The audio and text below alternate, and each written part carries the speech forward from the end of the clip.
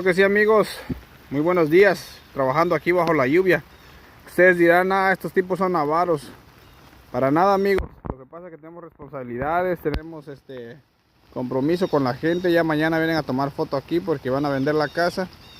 Y entonces nosotros tenemos que cumplir. Porque por mí fuera, estuviera ahorita tomando una taza de chocolate con un pan, una concha. Ay, papantlas. Buenos días, amigos.